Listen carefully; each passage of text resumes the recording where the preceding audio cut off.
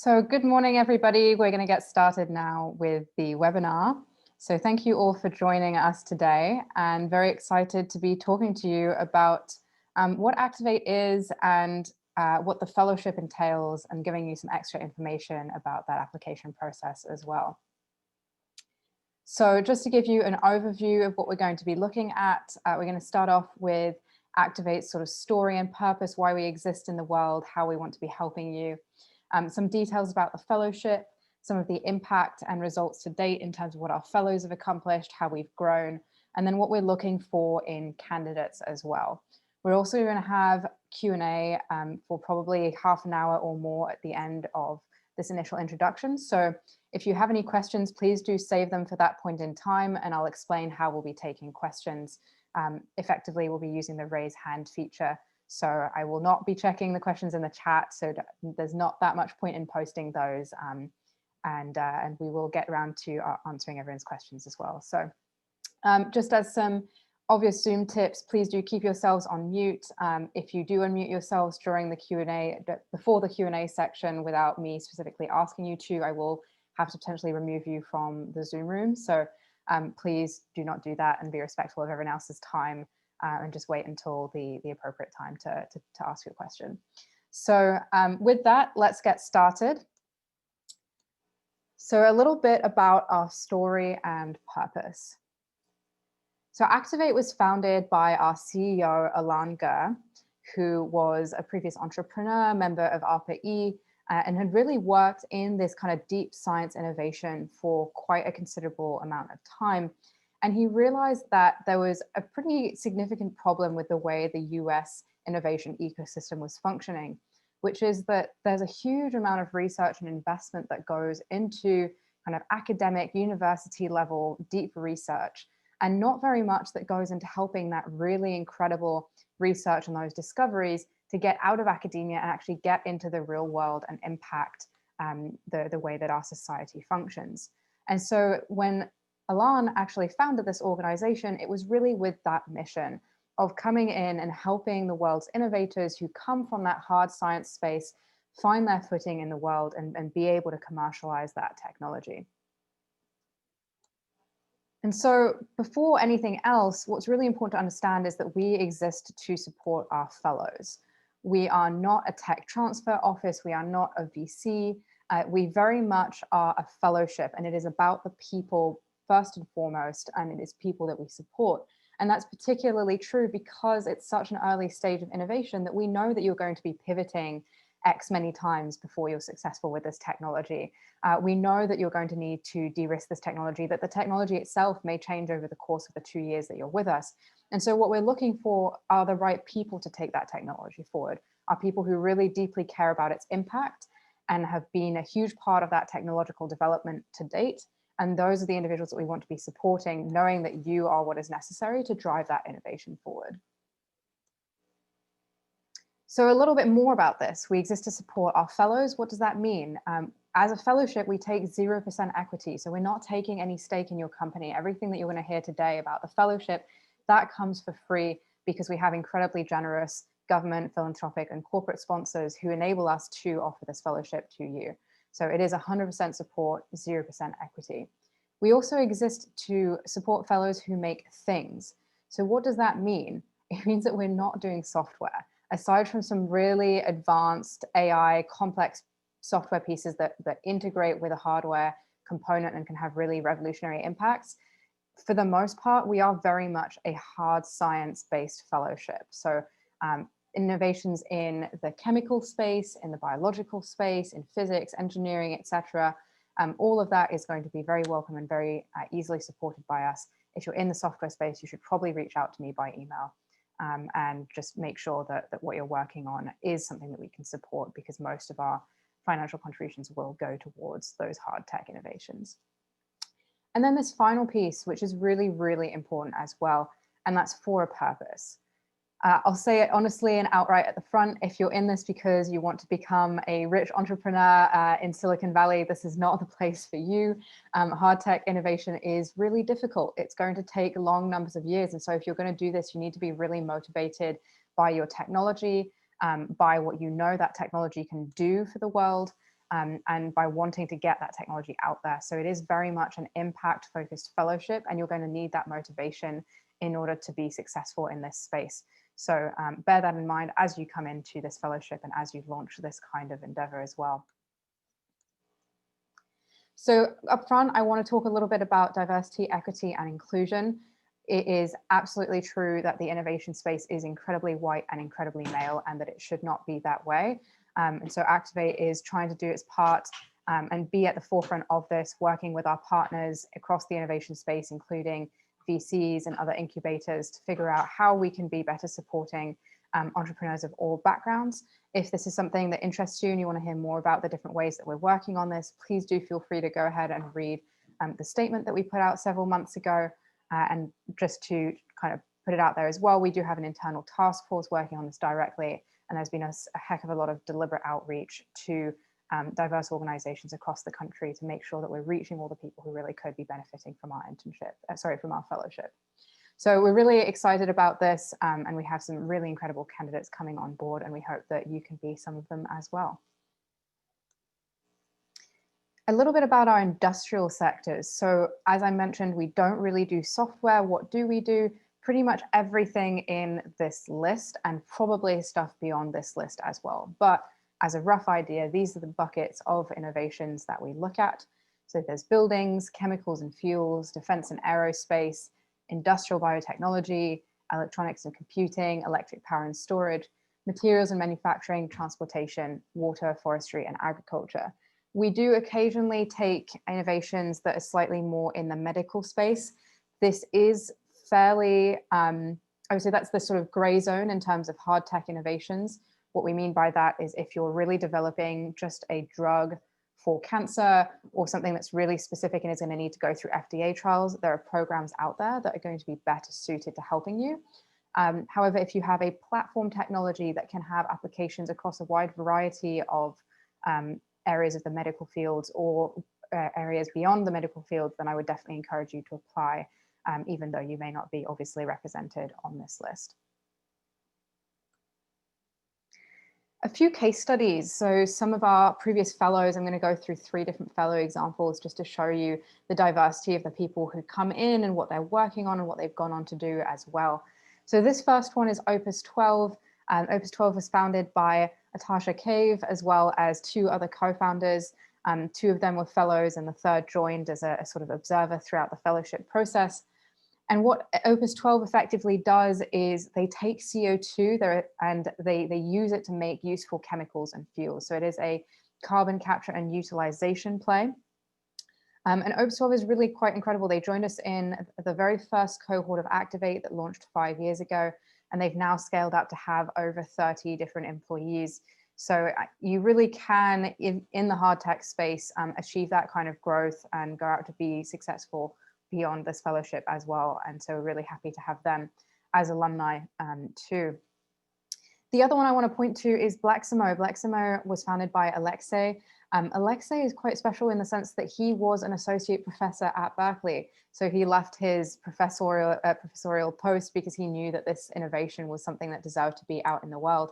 And what he does is he basically uses quantum computing in order to solve complex challenges, such as simulating electronic and chemical properties of materials and molecules. And so this is yet another example of kind of how diverse of an innovation type we will support. Quantum computing and enormous sort of endeavors on those ends are absolutely within scope as well. And then final case study, Miguel founded a really incredible company called Noble Thermodynamics, which effectively allows for the production of emissions-free electricity from natural gas and generally just the retrofitting of these types of engines as a whole. And they do this thanks to sort of a closed loop argon cycle that allows you to both capture all of the CO2 emitted and increase the efficiency of the engine at the start. So you end up with more electrical output and 0 emissions, which is really quite incredible. So those are just 3 of our alumni.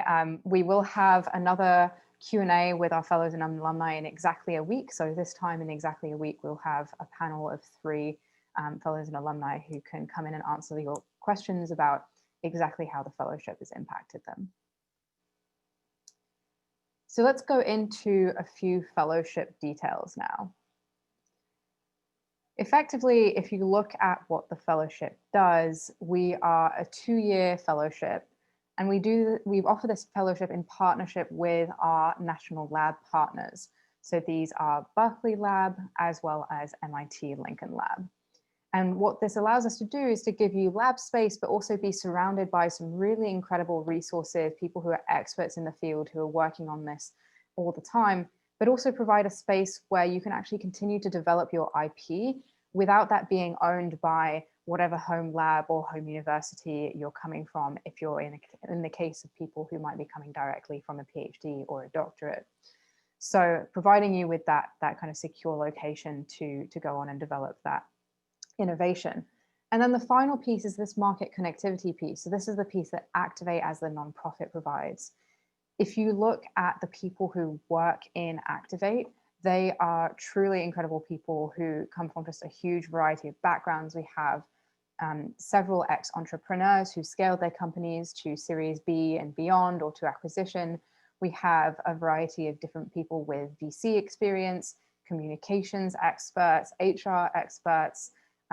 We have deals with certain lawyers. And so all of these people, they're there and they surround you as you're going through this fellowship and help you scale up your team and what you're working on as well. And so going into a little bit more of the support that we offer, specifically, it breaks down into these 4 categories. One is funding. So you get between 80 to 110K per year as a stipend. So for both years that you're in the fellowship, if you are considered a fellow, you're receiving this as a stipend, and this allows you to really focus in on the research that you're doing. We consider this to be a full-time endeavor. We want you to be working full-time on making this happen. And so this is there to support you and your family, if you have one, as you go through that process.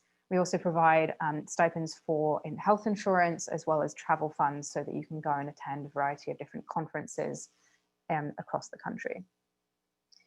We also provide 100K in research funds. So if you're applying with, say, 2 co-founders, you wouldn't get 100K per co-founder, you'd get 100K for the company that comes alongside your existing stipends. And that goes towards things like research funds via the national lab, or if you're one of the few people who are not working in the national lab, in the case of Activate Boston, you can use that towards paying rent or access to certain equipment, etc. So there's slightly different rules per sector, but effectively a really nice bucket of money for you there as well.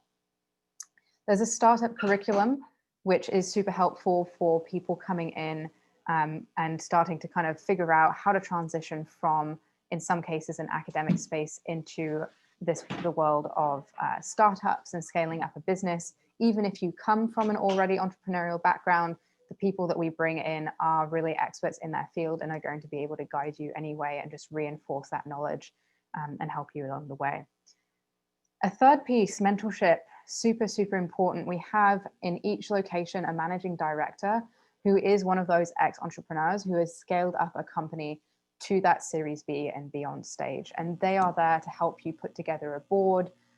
They run quarterly meetings with you where you're meeting up, you're talking about your objectives, how it's going, who you need to hire in the team, and really kind of there for you every step of the way. You can book time with them basically any time of the week if you want to go in and talk to them about something. And they are truly, truly incredible people. And I just want to say, anyone who's working with them, you are very, very lucky, because Amy and Tom are just absolutely incredible entrepreneurs and incredible mentors as well. And the fourth piece, which is community. So this is also really an incredible part of the Activate Fellowship, which is you're joining a whole bunch of other people who have done exactly what you're doing right now.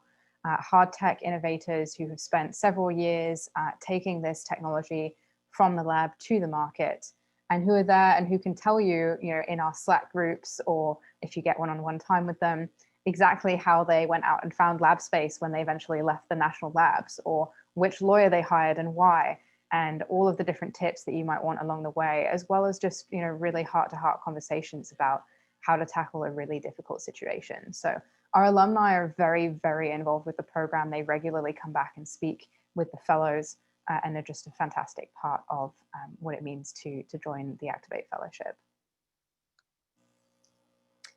So a little snapshot of our leadership. We have our CEO, Alan Gur, who I mentioned earlier, former ARPA-E and startup founder. Brenna Teigler, who's our Chief Fellowship Officer. She was a AAAS fellow, also a sort of PhD background as well. And then these are the two managing directors that I mentioned to you previously, who are truly absolutely incredible people to work with. So Amy is based in Boston and Tom is based in Berkeley. So you will get to work with one of the two of them throughout the duration of your fellowship.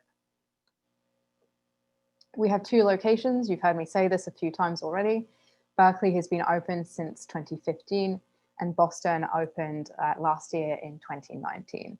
And there will be more fellowship locations in the future, so do stay tuned for those announcements as well. But for now, if you're applying this time round, those are your two options and the two places that we're able to support fellows at the moment. A little bit more about the experience. So we do have a weekly lunch / visitor day where we bring in outside speakers. Usually when this is in person, we have kind of a lunch actually prepared for everybody to come in and socialize and eat together. These days, everything is remote, but hopefully some point in the future, we'll be back in person as well. And this is just an incredible chance for you to meet speakers who are going to come in from the outside and share their experience, but also people who come in just for one-on-one visits and who are really going to sit down with you and spend half an hour talking through your ideas or exploring whether there might be a potential for future investment. So we do have quite a lot of VCs that come by on a regular basis and just have conversations with our fellows because they know that anyone in this program is going to be really, really devoted to what they're doing and working on really impactful technology. So there's some few examples down there of topics and different guests that we've had. So things like IP strategy, team building, technical project management, etc. And guests like Katie Ray, who's the head of the engine at MIT, Daniel Applestone, Seth Bannon, Yetming Chang, sort of serial entrepreneur, Daniel Holler, and we did have a guest appearance by Bill Gates. And if you look at the documentary that recently came out, one of our fellows is actually discreetly featured in that. So that was quite a fun one for some of the fellows who were around at that point in time.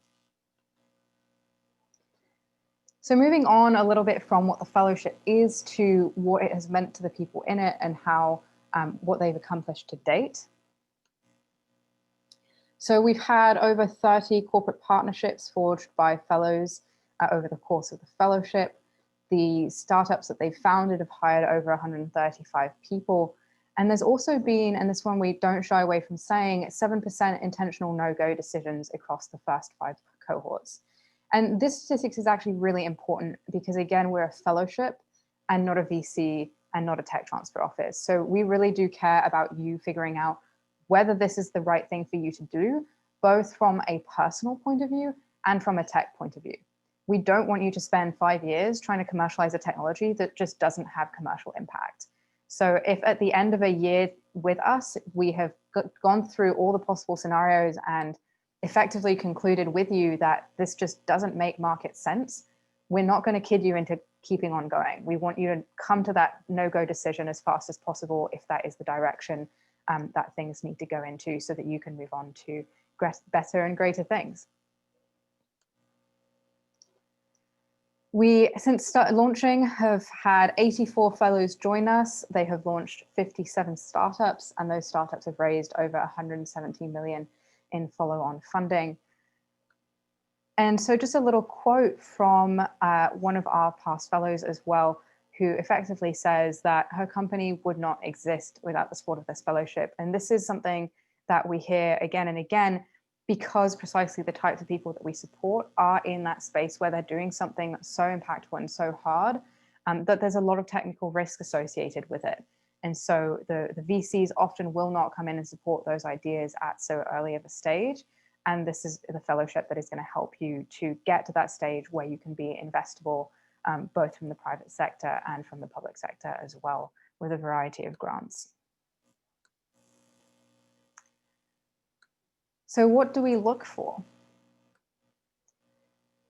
Pretty easy to understand here. This is our fellow archetype. We're looking for really committed, driven scientists and engineers who are technically excellent, have entrepreneurial potential, and have the ability to lead.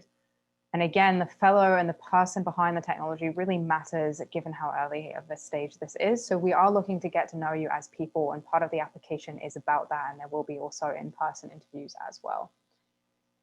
We're also looking for a credible technology that is feasible, has potential for impact, and falls within the target industries and markets that we listed above.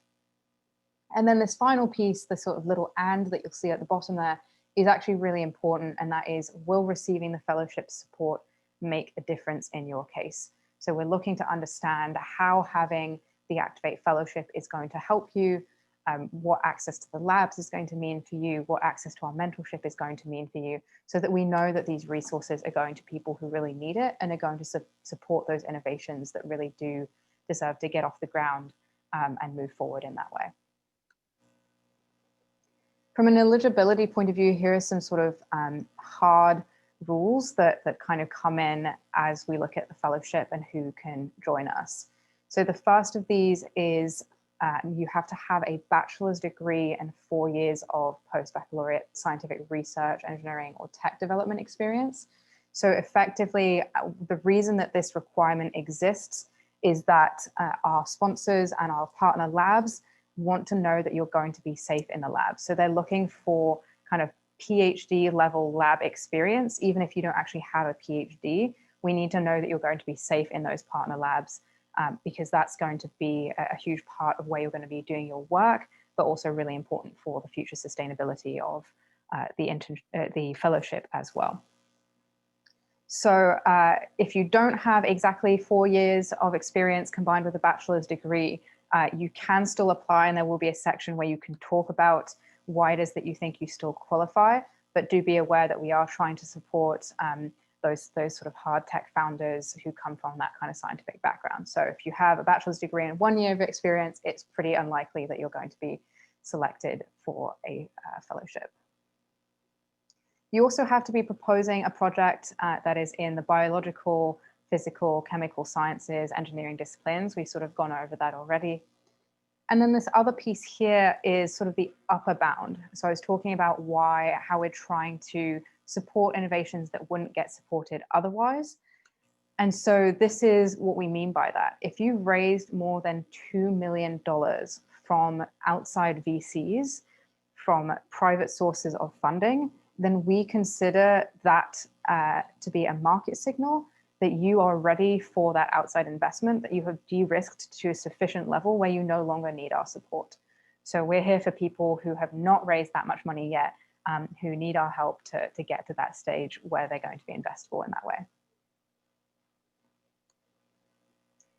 So these are some of our top 5 FAQs. Feel free to also look through the website for much more detailed look at the FAQs, but roughly speaking, yes, you can apply as a foreign national. Yes, we'll support up to 2 co-founders. And if you've got more than 2 co-founders, they can also be considered part of the fellowship. They just probably won't be funded. The maximum that we'll fund from a fellowship point of view is 2. How early stage is early stage? Pretty early stage. You can come and apply with just a proof of concept. So we don't want just an idea. We do want some kind of validation that that idea is going to be possible in the real world, but that can take a variety of different forms depending on what kind of technology background you're coming from. From an IP point of view, as I mentioned earlier, we do have agreements with our partner labs to make sure the IP that you develop is either fully owned by you or partially owned by you if you've explicitly taken on a lab collaborator as you were developing that IP. And we have also resources available to help you negotiate IP licenses if part of your IP is already owned by your home university or home lab. And then how can you spend the research funds? This depends very strongly on the location that you're going to be in Berkeley. It very much is a research fund pot that goes to the national labs to be spent within the national lab kind of research domain. In Boston, there may be a little bit of extra flexibility depending on whether you're working with MIT Lincoln Lab or not. If you've got extra questions on that one, I'd encourage you to reach out by email and feel free to ask, and I'll forward on that request to the local people on the ground in Boston who have more details on that. So some points that might be helpful in preparing for this application, or as you sort of start to write this application, what you might want to be looking at. It's helpful to talk to people, particularly people outside of academia, if you're one of the people coming directly from there. Do some market research, figure out what your value proposition is. A back of the envelope cost model is super, super helpful as well in terms of your thinking and in terms of being able to lay some of that out really clearly in the application process. Make sure that you've thought through really carefully who you're going to be applying with. Do you have a co-founder? If you have several co-founders, which one is going to be applying for a fellowship slot and which one is going to be considered a fellow but not funded? And then, you know, there are plenty of courses online, and we actually have some YouTube videos out there about techonomics. So if this is an area that you're less familiar with and you want some additional support in figuring out how to write the sort of entrepreneurial piece of these grants, do go check out the techonomics videos online. What to do now? So applications are live. You can access the applications at activate.org/apply. I'd encourage you to start those early so that if you encounter any technical difficulties or have any questions, you can reach out to us in advance. We also have an upcoming event that I mentioned earlier. The fellow Q&A panel will be on October 20th. So feel free to join us at activate.org/start and you can go register for that event there. You can check out the different companies that were founded by fellows and alumni of the program. That could be helpful in seeing kind of how you might fit into all of that. Although again, just because you don't see yourself represented in those fellows yet, doesn't mean that we won't fund your innovation. We do have a variety of different sponsors with a variety of different interests. So do go ahead and apply in any case. And then this last piece, we just held a webinar last week called How to Submit a Strong Application. This is a super, super useful webinar that takes you through really the detailed level of the application and a lot of different tips on how to make that super successful and strong as you're going through that. So we're going to make that available online this week, and that will also be on the start page that I mentioned earlier. I'll send out an email to anyone who's in this webinar to let you know when that's up so that you can go and watch that. But that is a super useful talk that was had about half an hour of content and then an hour of Q&A because people had so many different questions. So you'll be able to learn a lot from the various people who attended, as well as we had the Chief Fellowship Officer, Brenna, and the 2 managing directors online. So they've answered a lot of the questions that you're probably going to have in that webinar. So just a reminder, applications close on Friday, October 30th at 5 p.m. Please do have your applications in by that time, and we will be super, super excited to see what you've written about and what your innovations are and how you want to be using the fellowship time. A timeline, because I know so many of you are curious about what happens after October 30th. What happens is in November, we have an external review process. We're going to send out your applications to external experts, people with again, really high technical skills in the specific field that you're in, who can let us know whether this technology makes sense, whether it's something that's been done before, what the value add would be, and give us that technical validation piece. If you pass the technical validation piece, you will be invited to a phone interview, which will take place in December. There will be finalist interviews in February, where we usually have everybody come in person for an event. We don't yet know if there's going to be an in-person event, but if not, there will be a virtual event, and this is where all of our sponsors attend, all of the VIPs in our network will be there, and they will give you really excellent feedback on what you're working on. And that's sort of a 2-to-1 ratio that gets invited. So 2 people to 1 fellowship slot, roughly speaking, are invited to that event. And then you'll be notified in March whether or not you got into the fellowship, with the fellowship beginning in June. So that's it for now. If you've got any specific questions about your case in the sense of, you know, I come from XYZ background, I'm not entirely sure I fulfill X criteria, please do send those kinds of specific questions to apply@activate.org, and I'll be able to kind of answer you on an individual level.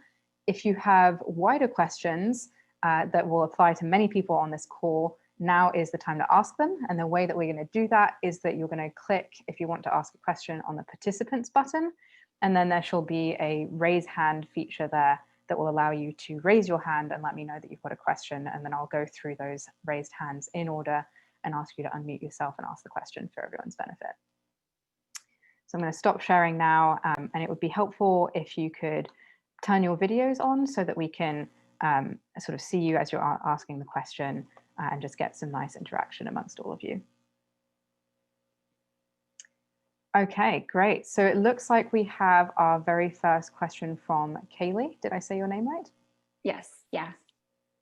Thank you. I'm just wondering if you can speak a bit more about co-founders. And I know you said some co-founders can be funded, others unfunded. How should we think about that in the application? Great question. So if you're selected as a team, what we guarantee is that at least one co-founder is going to be funded. Whether we can fund two depends on the sponsors that we have at the time. So for example, in some cases, we might have slightly less government sponsors for X technical area, and it sort of makes more sense to fund two teams and allow all of you to get access to the fellowship benefits in terms of the mentorship than to fund two co-founders from a single team. So that will really depend on the amount of funding available in a given year, but at least one co-founder will be funded, and sometimes up to two will be funded. But if you had 3 or 4 co-founders, those other co-founders would still be welcome to come and attend all of the same programming. They can come to all of your advisory meetings. They can be there on the weekly Thursdays. And that's sort of up to you as to decide whether they want the fellowship title. If they meet all the same requirements as you do, they can be actually called a fellow as well. So we're very welcoming of other co-founders. Awesome. Really quick follow-up, if I may. Yep. Are those that are funded always technical in that they'll be in the lab and they have the 4+ years of lab experience? Yeah, so we really fund the technical co-founders, so people who would take on either a CTO or CEO title, depending on what they're looking at.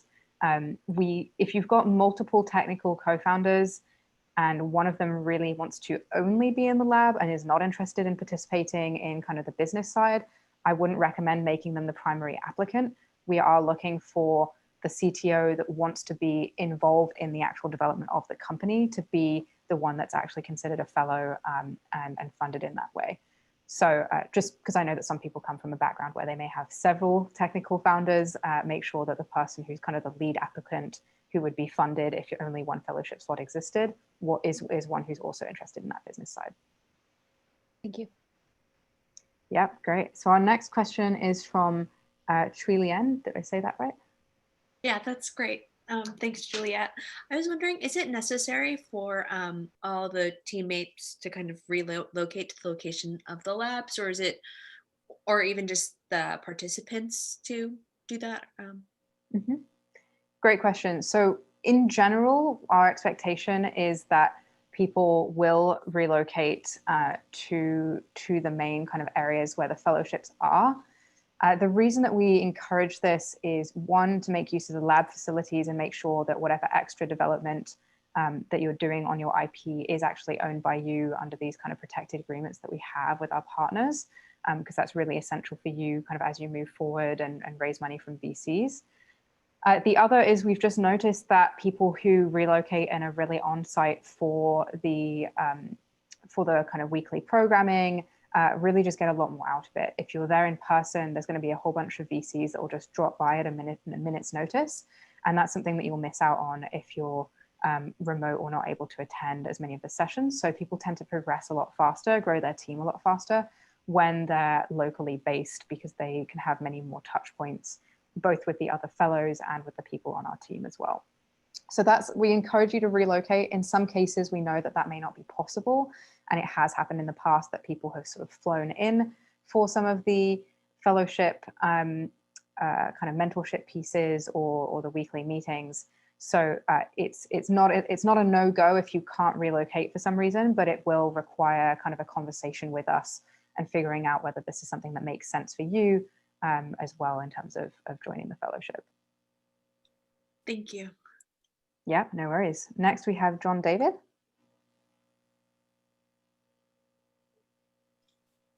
Hi, can you hear me okay? Yeah, I can hear you,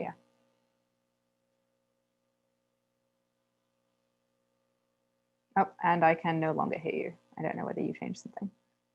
Okay. Yep, you're back. Okay, back, sort of. Mhm. My question was about panel reviewers and how you select the panel reviewers. Are you mainly dealing with folks from your VC side that have experience with these tech groups, or past fellow affiliates, external reviewers from the science community? Where does your pool come from? Great question. So I would say a mix of all of the above. Previous fellows who've been through the fellowship are invited to join us as external reviewers because they know exactly what the fellowship entails. They have deep technical expertise as well. So that's part of our reviewer pool. A large number of our reviewer pools are, I would say, non-VCs, so that they're people who are kind of in the academic world, in the in kind of the industry, working on these different topics as part of their day-to-day job, as part of kind of a research R&D background or a tech development background. So there's going to be a lot of people with highly technical skills, but also an eye to what can and can't be commercialized and what that means as well. So I don't think we have a huge number of VCs. I personally haven't heard of anyone being a VC in our technical reviewer pool. There may be some, but it's definitely not a part that's highlighted. They really are there to help with the technical validation and give us an understanding of, based off this understanding of the market as well that they work in, is this something that exists or not, and can it be impactful as well? Okay, great. Our next question is from Raphael. Hi, hi everyone, and thanks Juliet for the presentation so far. You mentioned in your top 5 FAQs that you support applicants from foreign nations. I was wondering if you also give some support for visa applications if you want to relocate to Boston or the Bay Area. Is there the possibility, or what do you know what kind of visa foreign people can get? Mm-hmm. Yeah, great question. So we don't actively sponsor you, and the reason for that is you're employed by your startup, not by Activate. So Activate doesn't actually employ any of the fellows. We give that stipend to the company that you will incorporate. Either you join having already incorporated a company if you've already established that company, or if you're applying as an individual, once you're accepted into the fellowship, we help you go through that incorporation process. So basically, because you're employed by that company is going to be the entity that sponsors you and your visa in terms of making that happen. What we can do, though, is we have HR experts, we have our own lawyers, and we will be as helpful as possible in making that process smooth and lending you support where we can, with as many letters of recommendation or whatever you need to go through with that. So we have had some foreign fellows in the past and people who've been on a variety of visas, some on H-1Bs. I think there may have been a couple of O visas. It's pretty open, and we'll do our best to support you, but we don't actively sponsor you. Okay, thank you. The next question we have is from Jake. Hi, can you hear me? Yes, I can hear you. Yeah, I'm wondering, suppose our technology is not like extremely well suited to validate at the facilities in Boston or Berkeley. How easy is it to access like nearby or otherwise ideal lab facilities? Great question. So I think that depends a lot on which location you're looking at. In Boston, we have quite a few different partnerships beyond the MIT Lincoln Lab, because the MIT Lincoln Lab is so specialized in defense and microelectronics. So we also have strong ties to the Engine at MIT, to Greentown Labs, to a few local universities. So there's quite a few lab options to choose from in Boston. In Berkeley, I would say we tend to have most people in the actual Berkeley labs. It is a sort of more, I think, a more general facility, although it's more specialized in energy as a whole. It does have just like a huge variety of different departments and so forth.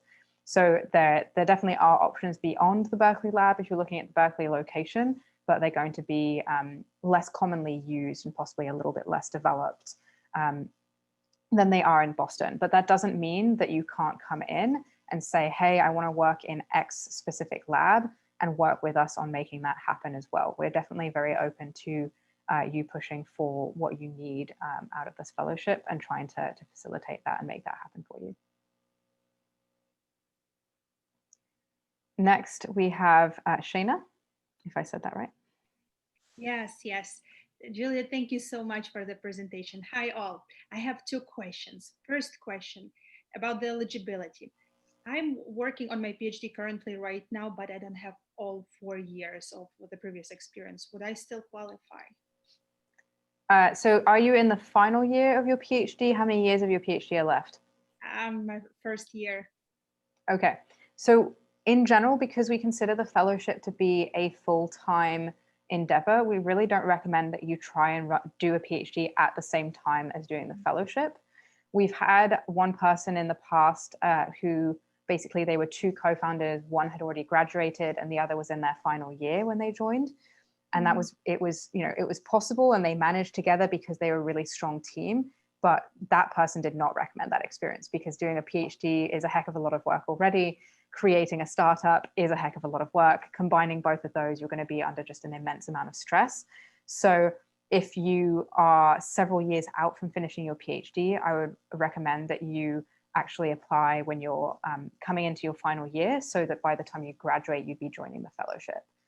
That's probably the ideal time for you to be looking at that. If you've got co-founders who aren't in a fellowship, aren't in a PhD and want to apply and be that sort of lead applicant, and you would just be part of the team. If you're not considered a fellow, we wouldn't have a kind of an obligation for you to be working on this full time. So that might be an option for you to explore. But yeah, basically consider that this is it's a full-time endeavor, de-risking technology, setting up a company, etc. And it's going to be very hard to do that alongside a PhD, especially for several years. Maybe I can just continue this question because we are co-founders with Shayna together, and I'm a professor at CUNY, physics professor, and Shayna's PhD advisor. So among me, who is a professor in this quantum physics, and Shayna, who would envision the primarily applicant? What do you think? Yeah, so great question. Again, it is a requirement that that person be full-time. So if you were going to be the primary applicant, you would have to not be a professor at the university. So that's something just to take into account. So if you're excited about that and you're going to go out and be, the founder of this company and go commercialize that, I would definitely encourage you to be the primary applicant. But yeah, if neither of you are able to be full-time, then it may be best to wait until Shayna is ready to graduate and then apply at that point in time and have that extra experience with you as well. Wonderful. Thank you so much for your comments. You're very welcome. You had your second question, Shayna. What was your second question? Yes, we already have a startup and we are already working on the MVP and we already have the lab agreement. So if we have it, we are working on it in New York, do we still need to relocate to Boston? Great question. I really am going to say it depends. So I would encourage you to apply to the fellowship and then have that conversation in depth with the person who would be kind of your primary mentor, that managing director. Some fellows have flown in for the weekly programming in the past. Again, as I sort of already went through reasons why we consider it to be more beneficial to you to be on site in terms of just the amount of people that you'll meet, the extra support that you'll get, the ability to kind of make sure any new IP developed is really owned by yourself. If there's substantial reasons that just doesn't make sense in your case, but you could still benefit hugely from the fellowship, you might still be accepted. But yeah, just worth having that as an individual conversation. Thank you so much. You're very welcome. And next we have Joe.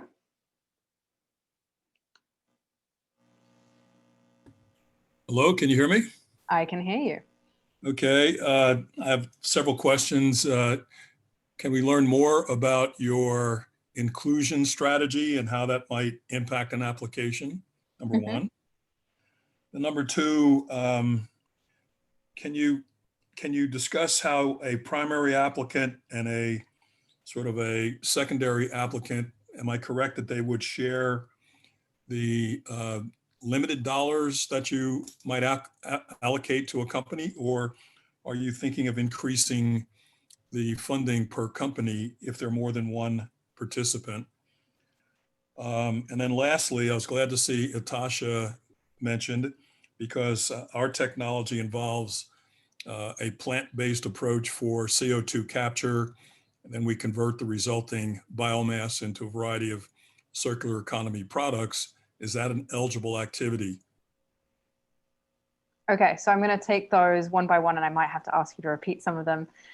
So for your first question around how the kind of different diversity DEI steps that we've been taking affect the application, so we are governed by a lot of the rules set by federal agencies. So we can't actively, what shall I call it, positively discriminate in the sense of bumping people up to the top of the line if you would fall under the categories of BIPOC or women candidates. What we are doing is trying extensively to increase, for example, the diversity of our reviewer pool, anonymize and kind of remove any indicators that might bias people in a particular direction. So we're working within the government constraints as much as possible to ensure that we're creating as fair of an application process as possible. We as a team obviously are very, very motivated to make this pool as diverse as possible and support the people who truly deserve it, regardless of wherever they're coming from. So that is a commitment that you'll hear from us as a team. We're just working within government regulations because they're one of our main sponsors, and we're a little bit constrained on that front in exactly what form that takes. So that's a little bit of an overview. In terms of once you join the fellowship, what I will say is we have an internal DEI task force that is actively working on figuring out how we as a whole make sure that the programming that's within the fellowship is supporting and creating a supportive environment for all individuals, regardless of sexual orientation, background, gender, race, etc. And that is a huge part of the internal work that we're doing. We bring in very diverse speakers. We have an HR specialist who is kind of part of our team as a whole, who's been working on that both for the Activate team in terms of ourselves as staff and employees, and then in terms of the fellows. And a big thing that we're excited about is really pushing forward for the fellows who are in the program, how they themselves can be building diverse teams from the start and creating that really supportive environment within their own teams as they scale their startups, because there's too much of a problem as well of the white male founders that will be accepted in the program, because there will be people of all backgrounds then going on and having only white male startups as well. And that's something that you'll see across the industry. So really tackling it at as many levels as possible, I think is what you can expect from us. Okay. Question number 2, was that about the kind of the funding difference between, was it the 100K? Yeah, can you talk about if we have 2 participants, for example, one lead and then one secondary, are we allowed to allocate funding and some of the costs between them, support costs, or are you adding additional funding for groups that have, or companies that have 2 team members, for example? Yeah, great question. So if you apply as a 2-person co-founder team and we only have funding to support one of you from the point of view of that stipend, one thing that is possible is, what you do with that stipend is entirely up to you. So we have had teams in the past who have come in and then said, okay, well, I might be the actual funded fellow, but I'm going to be using that stipend to also give my co-founder a salary as well. So people have chosen how they split those dollars because that money goes to the company and then is expected by the company to be paid to you. So you can work out with your co-founder how you use that funding if only one of you were to be funded. The separate piece, the 100K that goes towards the research funds, though that is constrained and I think can't be used for salary regardless of location, but can be used again towards like lab space, equipment access, and various other things, depending on which location you're in. Could that be used for the design of a very special piece of equipment that allows us to apply our process? Most likely, yes. It is like the primary purpose is for the tech development side of it, for the research side of it. So that would probably be one of the most common uses of that funding, is supporting the research that you're actually doing. Okay. And then your final question?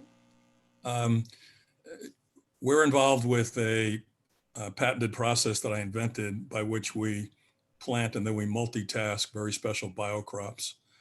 And in the open atmosphere, they absorb almost 4 times as much CO2 as trees. And in the specialized environment, which is a enclosed vertical farm, if you will, they could capture up to 8 times as much CO2 as an equal acreage of trees. And then we harvest the crops and convert the resulting material into a variety of circular economy bioproducts. And my question is that an eligible kind of activity, since the topics that you have, include bits and pieces of what we do? Yeah, definitely. I mean, the section on agriculture, water, forestry, etc., that you would fall squarely under that area. In general, we also just have a lot of sponsors who are interested in climate, energy, etc. So I am very confident that that falls within enough of our sectors that you would be eligible for the fellowship. Could I ask you one last quick question?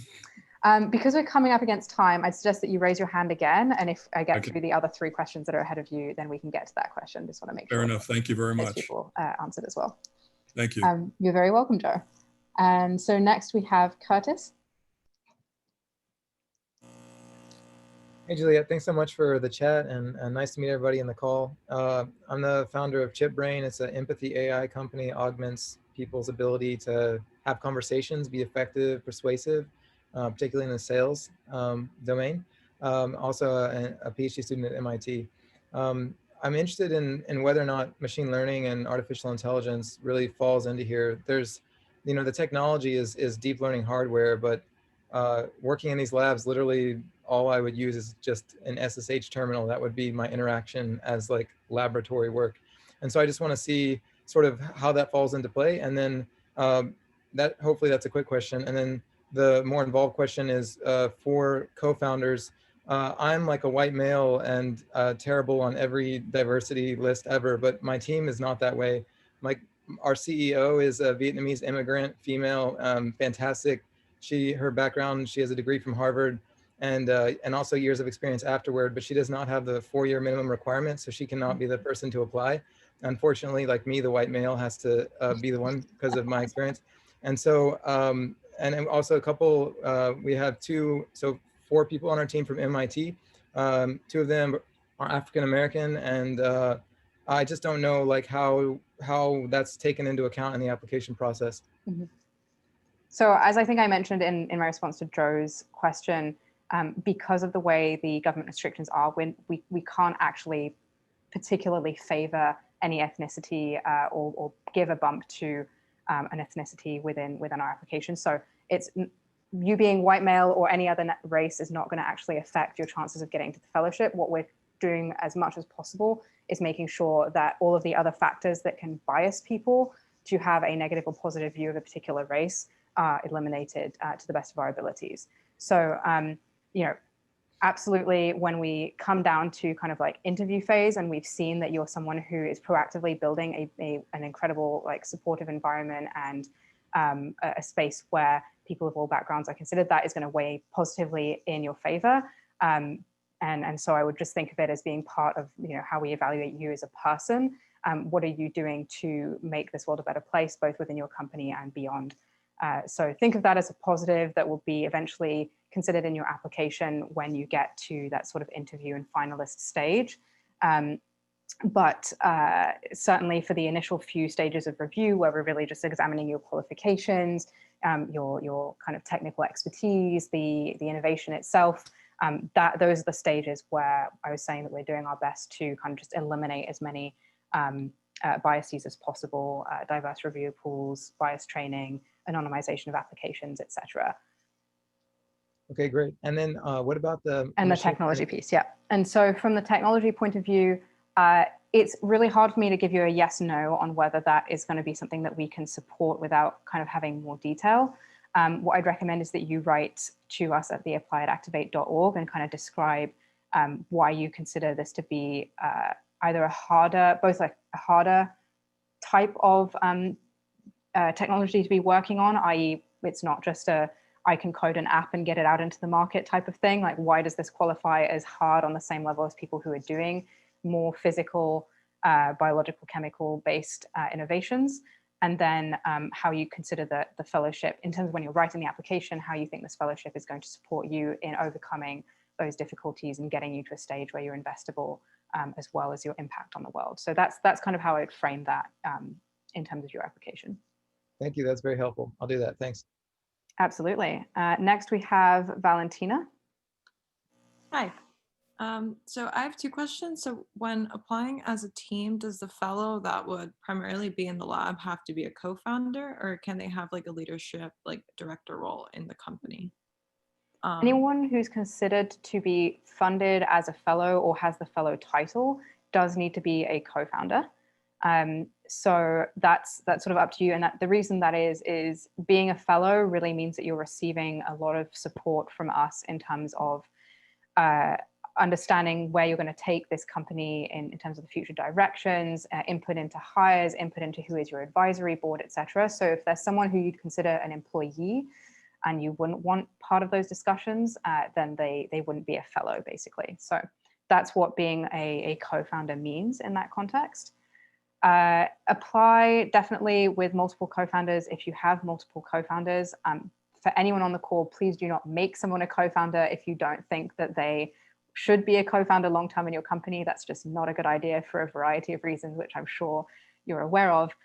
So just think carefully about who you would consider to be part of that trusted leadership team, and at the same time has that ability to take forward your technical development too.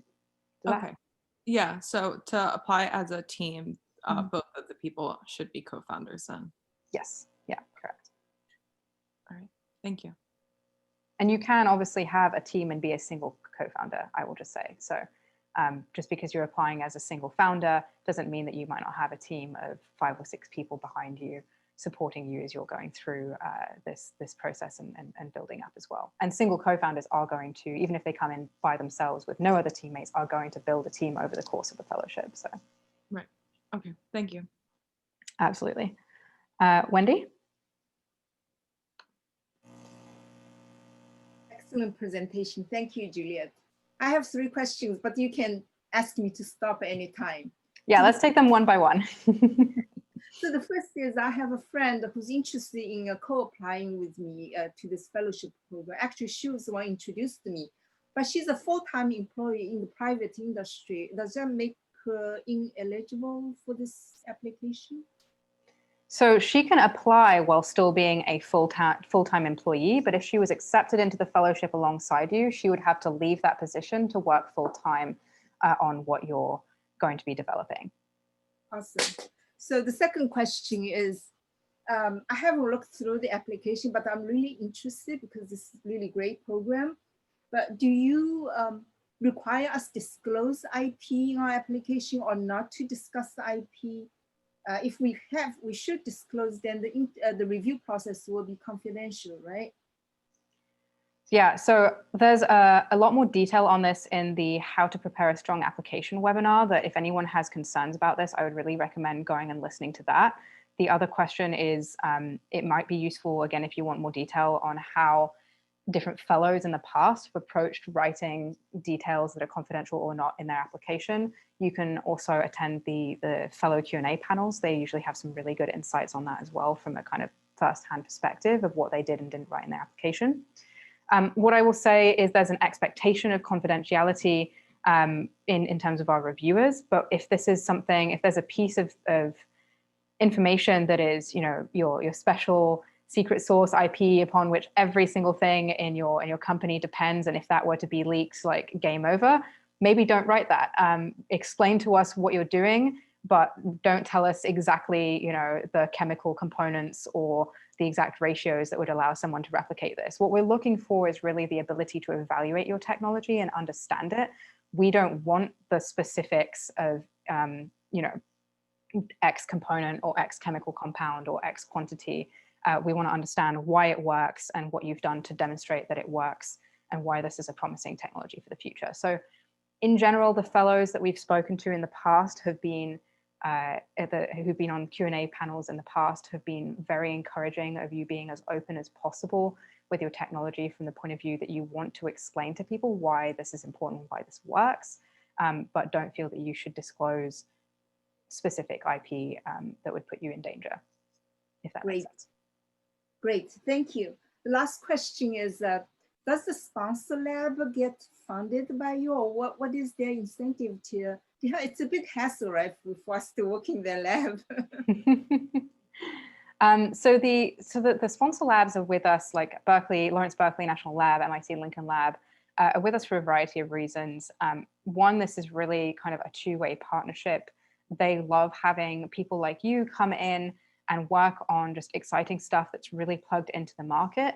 It really can be an incredible influence on the other people in the lab to be working alongside you and hear about all the different stuff that you're working on and how you're approaching things. So they love that side of it. There's often a lot of collaborations between the fellows and the lab. So people will co-write grants together, which as a result of having both this sort of startup side and the lab side tend to get additional funding and a lot more success. So there's great collaborations that brings in money for everyone on both ends. There's publications that happen that are collaborative between the lab and the fellows. It really depends on the fellows and how they choose to interact with the lab.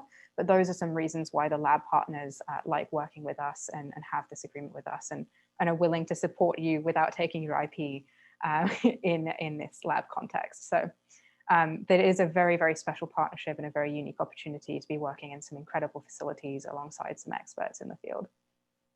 Thank you. By the way, the Lawrence Berkeley is an excellent choice because I work on a lot of energy related research. It's amazing. Thank you. You're very welcome. Next, we have Cameron.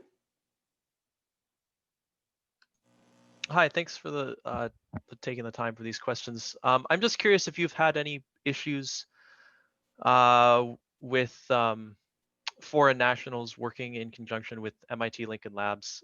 Just for a little bit of context, I'm from Canada and we currently work with DARPA's MTO office and we have some technology that we want to bring forward. So I wasn't sure if it seemed like MIT is the place to be for us because we're already working in this space, but I don't know if there's alternative labs that could work with us in the Boston area as well, or if foreign nationals working in conjunction with MIT Lincoln Labs is going to be a problem. Yeah, that's an excellent question. So to be able to work on site at Lincoln Labs, you have to have security clearance. So Right. Even American citizens who join us and are working on defense and microelectronics innovations will go through a security clearance process because it is a defense-oriented lab and there is a lot of research in there that is considered highly sensitive. So as a foreign national, can I ask, are there any US nationals on your team as well? I mean, so I'd be working with my former PhD advisor who's American, but he wouldn't be leaving his post as a professor. Other than that, yeah, it's just me. What we have had in the past is we've had a kind of US citizen and a foreign citizen together in a project, and then the US citizen was much more easily granted lab access, so they would be working at MIT Lincoln Labs using the equipment that was useful to the project.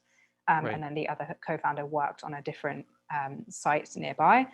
So I guess what I'll say in this case is I think it's probably going to be fairly complicated to get you into MIT Lincoln Lab because of the security clearance requirements. I don't want to say that it's impossible, but it's very unlikely. And if that's the case, you can definitely work in other partner labs in the local area. Again, we have partnerships with the Engine, with Greentown Labs, with several local universities, and we will help you find lab space if you can't access MIT Lincoln Labs. Okay, yeah, that's kind of the main question. Yeah, because I don't think our work has anything. There's nothing particularly specific to MIT or Lincoln Labs that we would need.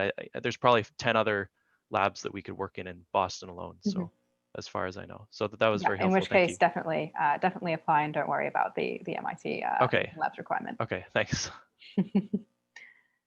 So next we have Ahmed, and then we'll have Eric as our last question for the day.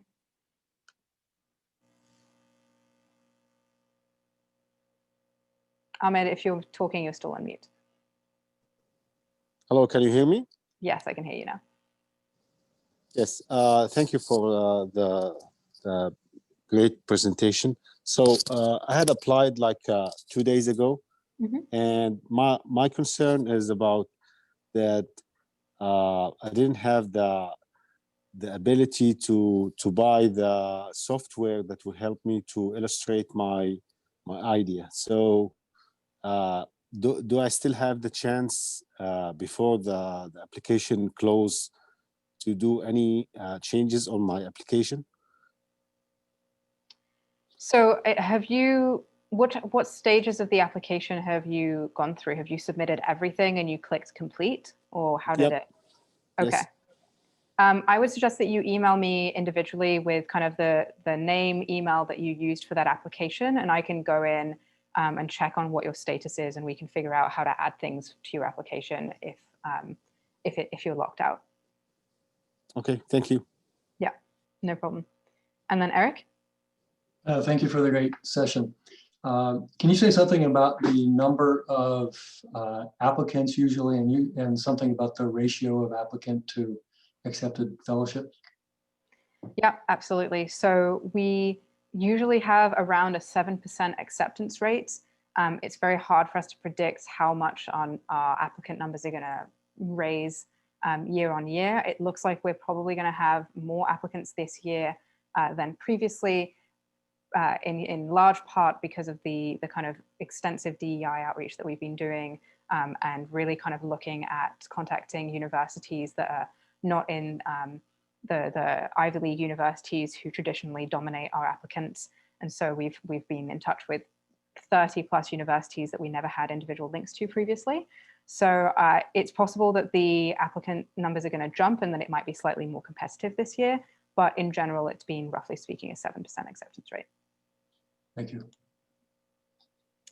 You're very welcome. And so that is our last question for the day. And we've gone about 10 minutes over time. So I just want to thank everyone for your patience today and for being here today and being incredibly enthusiastic. So we're very excited to see all of your applications. Please do go to activate.org/apply and start that application process. And if you have any questions, reach out to apply@activate.org. We can definitely answer those by email as well. And yeah, we'll look forward to seeing you, and very excited to have you all. And do come to the fellow Q&A panel next week. It's a great opportunity to ask the fellows questions about their experience. Have a great day, everybody.